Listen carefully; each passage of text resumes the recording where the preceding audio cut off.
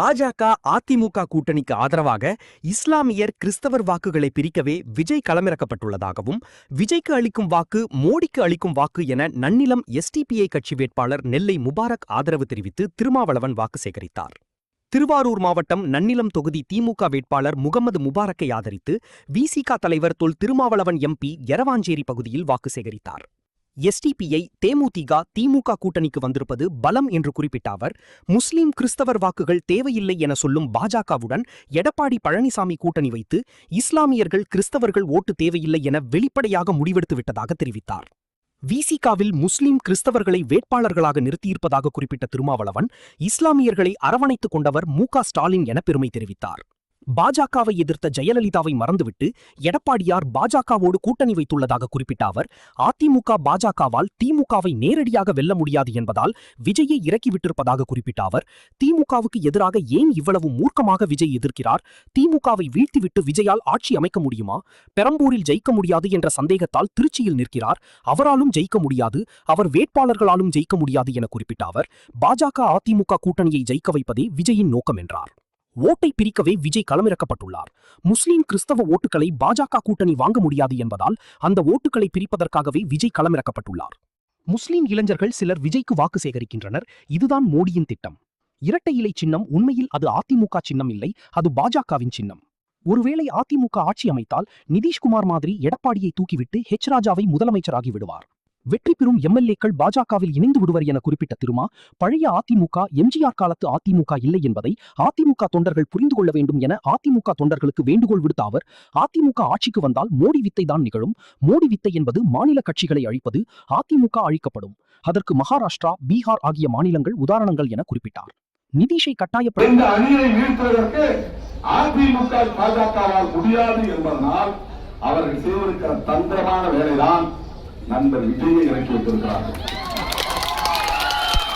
அவர் சொல்லுகிறார், இந்த 2 பேருக்கு தான் போட்டி. அதுக்கு என்ன காரணம்?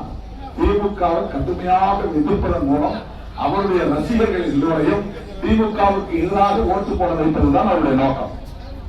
ஏன் திமுக இருக்கிறார்? என்ன அப்படி திமுக செய்துவிட்டது? கட்சி தொடங்கி 2 வருஷம் ஆகல.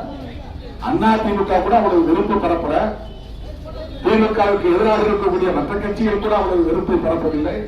ஆனால் நண்பர் விஜய் கட்சி தொடங்கி 2-3 வருஷம் கூட ஆகல. எல்லா மேடைகளிலும் திமுகவுக்கு எதிராக என்ன காரணம்? அவர் திமுகவை வீழ்த்துவிட்டு ஆட்சிக்கு வர முடியுமா? விஜய் அவர்களால் ஆட்சிக்கு வர முடியுமா? விஜய் அவர்களால் முதலமைச்சராக முடியுமா? அந்த நாற்காலில் அவரால் உட்கார முடியுமா?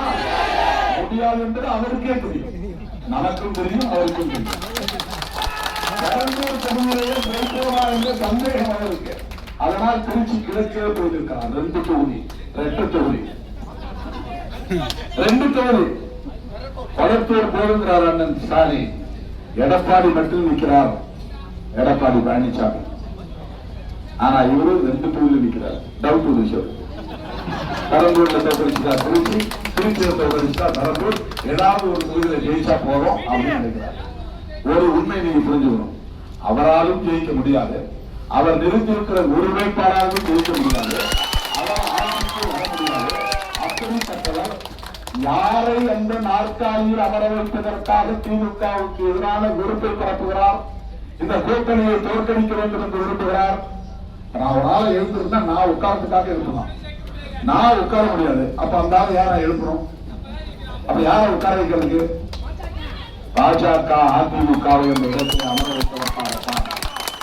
ஒவ்வொரு பேரும் கொஞ்சம் ஓட்ட பிடிச்சு திமுக கூட்டணியை சார்ந்த வேட்பாளர்களை ஒரு 300-400 ஓட்டுலையாவது தோற்கடிக்கணும். அதுதான் நோக்கம், அதுதான் நோக்கம்.